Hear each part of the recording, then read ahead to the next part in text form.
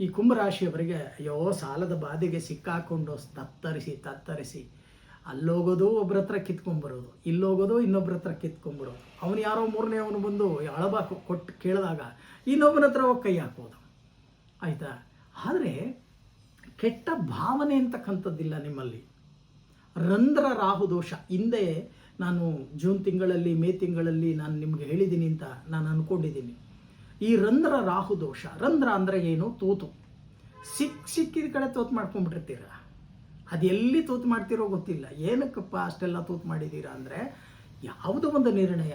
ಯಾಕೆಂತಂದರೆ ಹಿಂದೆ ಗುರುವಿನ ಅನುಗ್ರಹದಿಂದ ಯಾವುದೋ ಒಂದು ತೀರ್ಮಾನವನ್ನು ನೀವು ಮಾಡಿರ್ತೀರ. ಆ ತೀರ್ಮಾನವನ್ನು ಮಾಡಿರ್ತಕ್ಕಂಥದ್ದಕ್ಕೆ ಬಹಳಷ್ಟು ಕಡೆ ಕೈ ಹಾಕಿ, ಬ್ಯಾಂಕ್ಗಳಲ್ಲಿರ್ಬೋದು, ಸ್ನೇಹಿತರಲ್ಲಿರ್ಬೋದು, ಸಂಬಂಧಿಕರಲ್ಲಿರ್ಬೋದು, ಸಿಕ್ಕ ಕಡೆ ತಗೊಳ್ಳೋದು, ಇಲ್ಲಿ ತಗೊಳ್ಳೋದು, ಲೇವಾದೇವಿ ಮಾಡೋದು, ಅಲ್ಲಿ ತಗೊಳ್ಳೋದು, ಇಲ್ಲಿ ಕೊಡೋದು, ಬರೀ ಇದೇ ಆಗುತ್ತೆ. ಎಲ್ಲೋ ಒಂದು ಅಸೆಟ್ ಮಾಡ್ಕೋತಾ ಇರ್ತೀರ, ಅದರಲ್ಲಿ ಯಾವುದೇ ಒಂದು ವ್ಯತ್ಯಾಸ ಇಲ್ಲ. ಯಾಕೆಂದರೆ ನಿಮಗೆ ರಾಶಾಧಿಪತಿ ಶನಿ ಏಳರಾಟ ಶನಿ ಅಂತಕ್ಕಂಥದ್ದು ಪ್ರಾರಂಭವಾದರೂ ಕೂಡ ಒಂದು ಅಸೆಟ್ಟನ್ನು ಮಾಡಿ ಕೊಡ್ತಾನೆ ಭಗವಂತ. ಯಾಕೆಂದರೆ ಕರ್ಮಕಾರಕ ಶನಿ, ನ್ಯಾಯಕಾರಕ ಶನಿ, ಸರಿಯಾದ ತೀರ್ಮಾನವನ್ನೇ ಕೊಡ್ತಾನೆ ನಿಮಗೆ. ಆದರೆ ನೀವು ಮಾಡ್ಕೊಂಡಿರ್ತಕ್ಕಂಥ ತೂತಿದೆಯಲ್ಲ, ಇದರಿಂದ ಮಾನಸಿಕವಾಗಿ ವೇದನೆ ಒಂದು, ರಾತ್ರಿ ಹೊತ್ತು ನಿದ್ದೆ ಬರಲ್ಲ ಒಂದು, ಮನೋವ್ಯತೆ. ಏನಪ್ಪ ಮಾಡೋದು? ಬೆಳಗ್ಗೆ ಅವನೇನಾದರೂ ಎದುರುಗಡೆ ಸಿಕ್ಕಿದ್ರೆ ಹಿಡ್ಕೊಂಡ್ಬಿಡ್ತಾನಲ್ಲ, ಏನು ಮಾಡೋದು? ಯಾವ ದಾರಿ ತಪ್ಪಿಸ್ಕೊಂಡು ಹೋಗೋದು? ಈ ರೀತಿ ಯೋಚನೆಯನ್ನು ಮಾಡ್ತೀರ. ಜೊತೆಗೆ ಕಳ್ಳಾಟ ಅಂತಂದರೆ ಏನು? ಮಾಡ್ತಕ್ಕಂಥ ಕೆಲಸವನ್ನು ಸರಿಯಾಗಿ ಮಾಡೋಕ್ಕಾಗಲ್ಲ, ಮಾನಸಿಕವಾಗಿ ನೆಮ್ಮದಿ ಅಂತಕ್ಕಂಥದ್ದು ಇರಲ್ಲ. ಜೊತೆಗೆ ಕುಟುಂಬದಲ್ಲಿ ದೂರುಗಳು ನಿಮ್ಮ ಮೇಲೆ ಬರ್ತಕ್ಕಂಥ ಸಾಧ್ಯತೆ, ಕುಟುಂಬದಲ್ಲಿ ಕಲಹಗಳಾಗ್ತಕ್ಕಂಥ ಸಾಧ್ಯತೆ, ದಾಂಪತ್ಯದಲ್ಲಿ ಕಲಹಗಳಾಗ್ತಕ್ಕಂಥ ಸಾಧ್ಯತೆ.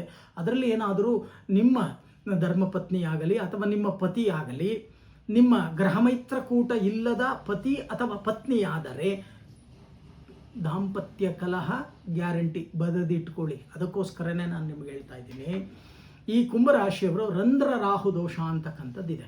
ಈ ರಂಧ್ರ ರಾಹು ದೋಷಕ್ಕೆ ಏನಪ್ಪ ನಾವು ಮಾಡ್ಕೋಬೇಕು ಅಂತ ಅಂದರೆ, ಅಯ್ಯೋ ಎಷ್ಟೋ ಜನ ಹೇಳ್ತಾರೆ ಗುರುಗಳೇ, ಉದ್ದಿನ ಬೇಳೆ ತಿನ್ನಬೇಡಿ ಅಂತಾರೆ, ಉದ್ದಿನ ಬೇಳೆ ದಾನ ಮಾಡಿ ಅಂತಾರೆ, ರಾಹು ಶಾಂತಿ ಮಾಡಿ ಅಂತಾರೆ, ಎಲ್ಲ ಮಾಡಿದ್ರು ಗುರುಗಳೇ, ಆದ್ರೂ ಏನೂ ಕೂಡ ಸರಿ ಹೋಗ್ತಾ ಇಲ್ಲ ಅಂತಕ್ಕಂಥವರಿಗೆ ಒಂದು ವಿಚಾರ ನಾನು ನಿಮಗೆ ಹೇಳ್ತೇನೆ.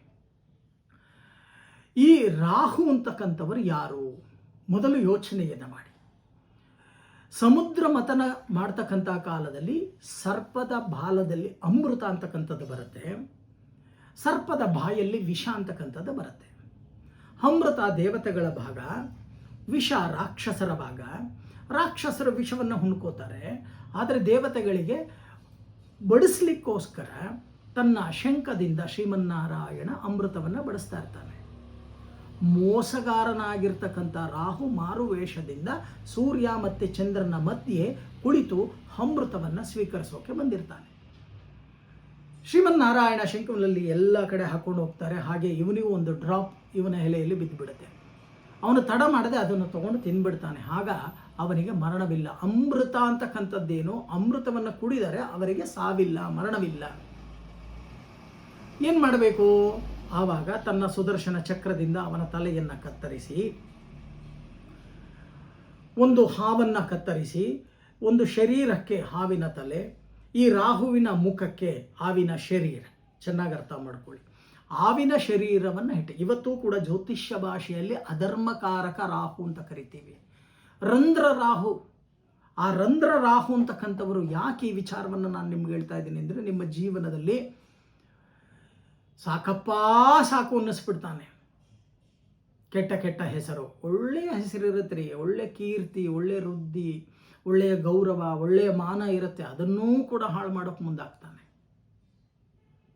ಜೊತೆಗೆ ಯಾರ ಜೊತೆ ನೀವು ಸ್ನೇಹಿತರ ಜೊತೆಯಲ್ಲಿ ಇರ್ತೀರೋ ಅಲ್ಲೂ ಕೂಡ ಅನರ್ಥಗಳನ್ನು ಮಾಡಿ ಬೇರೆ ಮಾಡ್ತಕ್ಕಂಥ ಸಾಧ್ಯತೆಗಳನ್ನು ಮಾಡ್ತಾನೆ. ಚೆನ್ನಾಗಿ ಅರ್ಥ ಮಾಡ್ಕೊಳ್ಳಿ. ಇವತ್ತು ನಡೀತಾ ಇದೆ ಕುಂಭರಾಶಿಯವರಿಗೆ. ಈ ಕುಂಭರಾಶಿಯವರು ಇವೆಲ್ಲವೂ ಕೂಡ ಹೋಗಬೇಕು. ನಮ್ಮ ಈ ಜುಲೈ ಮಾಸದಲ್ಲಿ ನಾವು ಅನುಕೂಲಗಳನ್ನು ಪಡಿಬೇಕು ಅಂತ ಅಂದರೆ ಪೆನ್ನು ಪೇಪರ್ ಇದ್ದರೆ ಬರ್ಕೊಳ್ಳಿ. ರಂಧ್ರ ರಾಹು ದೋಷ. ಈ ರಂಧ್ರ ರಾಹು ದೋಷನ ಹೇಗೆ ಪರಿಹಾರವನ್ನು ಮಾಡಬೇಕು? ರಾಹುವಿನ ಕ್ಷೇತ್ರ ಎಲ್ಲಿ ಬರುತ್ತೆ? ರಾಹುವಿನ ವಿಗ್ರಹ ಎಲ್ಲಿದೆ? ರಾಹು ದೋಷ ಎಲ್ಲಿ ನಿವಾರಣೆಯಾಗತ್ತೆ? ರಾಹುವಿನ ದೇವಾಲಯ ಎಲ್ಲಿದೆ? ಅಲ್ಲಿ ಹುಡುಕಿ ಹೋಗಿ ರಾಹು ಶಾಂತಿಯನ್ನು ಮಾಡಿಸ್ತಕ್ಕಂಥ ಕೆಲಸ. ಅಯ್ಯೋ ಅಷ್ಟು ದೂರ ಎಲ್ಲ ನಾವು ಹೋಗೋಕ್ಕಾಗಲ್ಲ ಗುರುಗಳೇನಾದಾದರೆ ಬನ್ನಿ, ನನ್ನ ಶ್ರೀಮದ್ ರಾಮಾನುಜ ಗೋಶಾಲೆ ಇದೆ, ಅಲ್ಲಿ ಮುಕ್ತೇಶ್ವರನ ಸನ್ನಿಧಿ ಇದೆ.